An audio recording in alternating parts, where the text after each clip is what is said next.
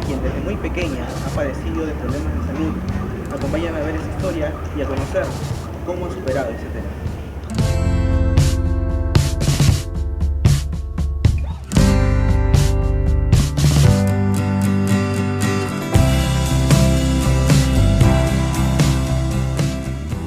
Yo soy Jocelyn, tengo 24 años, soy psicóloga clínica y la enfermedad que padezco es anemia hemolítica.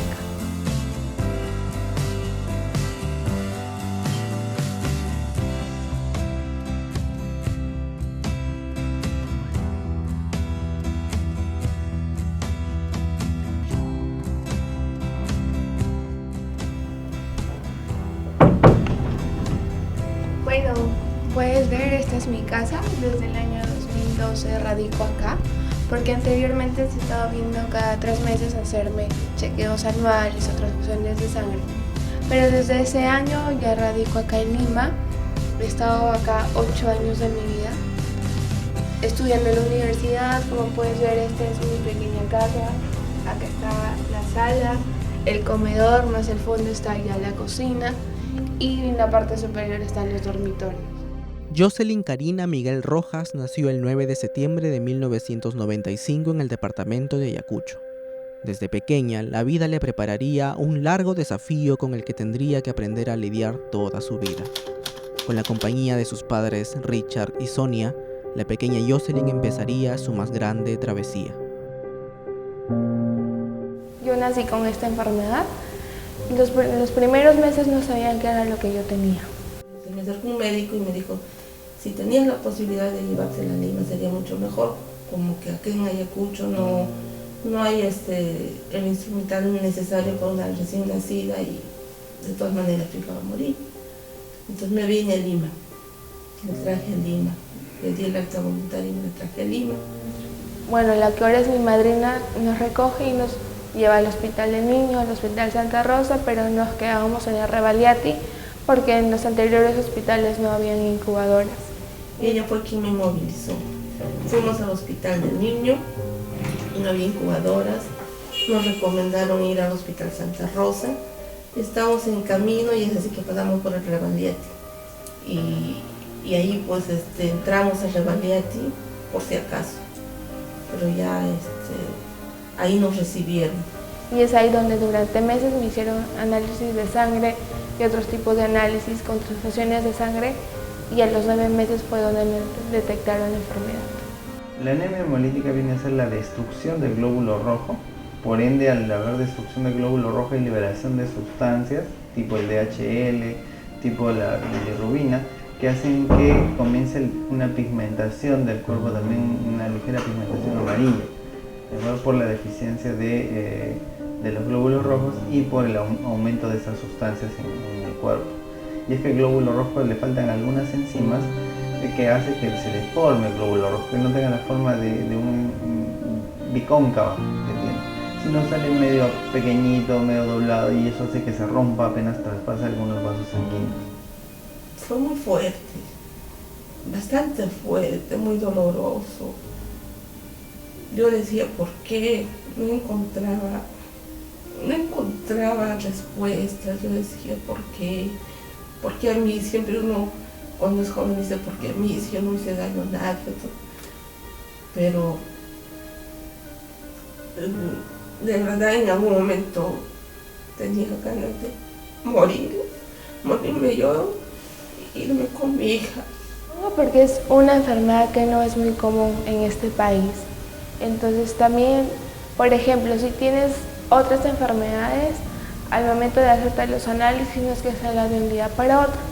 Se tienen a demorar porque son instrumentos o de repente elementos que no son tan fáciles de deducir. El grave estado de salud por la que se encontraba hacía pensar que tenía todo cuesta arriba. 9 en 80.000, 9 en 100.000 pacientes que puedan tener. No es muy frecuente, ¿verdad? Es una enfermedad que se encuentra muy pegada a que se halle por accidente, ¿verdad? Dentro de todas las anemias. En las anemias generalmente son por déficit de hierro. Entonces encontrar una una anemia hemolítica es un poco frecuente. Eso, las transfusiones de sangre tenían que ser ya mensuales. De por sí ya tenía transfusiones de sangre, pero como se sabía que los glóbulos rojos se rompían con menores días, tenían que transfundirme cada vez más. Seguía con el tratamiento, las transfusiones eran mensuales, después eran cada 20 días, a veces cada 15 días y lo más triste es que no puedes conseguir sangre, donantes de sangre. Y era bien fuerte porque yo soy A positivo y yo sentí O positivo de la sangre de su papá. Luego de eso el tratamiento ya era fijo, tenía que tomar las pastillas. Al principio solamente tomaba ácido fólico y piridoxina, que era para mantener un estado ya más o menos tranquilo o estable, se podría decir. Y luego de eso decidieron y tomaron la decisión de operarme. Al año de vida me operaron y me sacaron el vaso. Y luego el doctor me dijo que yo se iba a vivir solo primero me dijeron hasta los 6 meses de edad, después me dijeron hasta los 3 años, que de todas maneras iba a tener su final y que esté preparada. Mi mamá se quedó en Ayacucho con mi hermano menor y a lo largo de los días cuando me vino a visitar, quedó mi hermano en Ayacucho con una gripe que todavía no estaba bien curada. Cuando me llaman de Ayacucho, mi hermana me dice, Jean-Pierre está mal. Y digo yo, Jean-Pierre, ¿qué pasa? Y yo le digo, por favor, llévale a la clínica, que ahí tengo un compadre que trabaja, es médico, y le llevó. Entonces mi compadre, al verlo tan mal a Jean-Pierre, lo había llevado de emergencia al hospital, al seguro de Ayacucho. Entonces, promedio a las 11, 12 del día, ¿no? Y en la noche me llama el doctor. Para eso ya mi hermana me dijo, tu hijo está mal. Me llama el doctor y me dice, Sonia, ¿estás con Richard? No, le digo, estoy sola, estoy en camino a la agencia, voy a viajar. Me dice, ¿estás sentada así dentro del carro, en el taxi? Le digo, estoy sentada. ¿Por qué? Le digo, me dice, tienes que ser muy fuerte porque Jean-Pierre, me dice, Jean-Pierre no va a amanecer, Jean-Pierre se va a morir, ¿no? Cuando nos llevaron al hospital, mi padrino era el que lo atendía y dijeron que de repente no iba a sobrevivir, no iba a pasar de esa noche. Y me iba todo el camino llorando y se me hizo el viaje más largo. No vi cuándo llegar a Ayacucho. Llegué a la casa en el camino hacia el hospital, o sea, llegué, dejé las cosas, fui al hospital y en el camino llamé por teléfono a una mamá del salón de Jean-Pierre. Y le dije, por favor, Jean-Pierre necesita sangre. Si pudieras avisar a alguien. Se apareció ella con otra mamá para donar la sangre. Habían pasado la voz y vino el director de estudio del colegio de Salesiano de Ayacucho. Pero no sabe de Jean-Pierre y un joven más que se presentó por ahí. Ya sé que Jean-Pierre revivió. Jean-Pierre estaba internado como una semana y Richard me llama y me dice, ¿qué medicamentos que le hace daño a Jocelyn? Y yo le digo, un metamizol, no le voy a poner el metamizol. ¿Por qué? Por nada, me dice, ya le digo. De tanto estrés, de tanta tristeza que pasaba por ese momento, yo también me puse mal acá en Lima. Y fue ahí donde mi papá me tuvo que llevar al hospital de emergencia. Y como mi papá, si bien sabe qué enfermedad tengo, no sabe qué medicamentos de repente me pueden chocar o hacer daño. Tuve que tomar una decisión por su enfermedad misma que tenía, que de un momento a otro le dio una crisis. Tuve que llevarlo al hospital. Y a veces como padre, a veces nosotros no conocemos muy a fondo qué es lo que necesito, qué es lo que pasa, porque ella era la que estaba más al tanto de todo lo que ocurría. Al rato otra vez me llaman y me dicen, Sonia, ¿qué le hace daño a Jocelyn? Aparte de medicina, ¿qué otra medicina le hace daño? Digo, porque ya en mi presentimiento mi mamá me decía, le dije, Jocelyn está mal. No, me dijo, pues Jocelyn está mal, me dice, sí, le tenía que internar de emergencia. Y como toda una madre siente o presiente, definitivamente ella sintió que al estar sus 2 hijos enfermos en diferentes ciudades iba a ser muy difícil para ella. A mí se me caía el mundo porque mi hija aquí internada y empieza en Ayacucho. Lo que hice es que le estabilicen bien a Jean-Pierre. Pedí el alta voluntaria y me vine a Lima a ver a Joseph. Le traje Jean-Pierre y llegó un poco malito y así que estuvo internado Jean-Pierre en pediatría y yo salí ya en adultos, porque a partir de los 14 años pasan adultos. Y así traté de que salgan adelante, ¿no? Conseguir sangre, hacer todo lo posible para que los médicos vean. Y por ese motivo es que yo tomé la decisión de venir a vivir a Lima, porque no podía dejar ni a uno ni al otro, tenían que estar siempre juntos. A pesar de la difícil situación, la madre de Jocelyn realizó esfuerzos para sacar adelante a su hija. Por tal motivo, la decisión de venir a Lima fue la opción más acertada, y es aquí en donde ella podría continuar de la mejor manera con el tratamiento y cumplir sus sueños.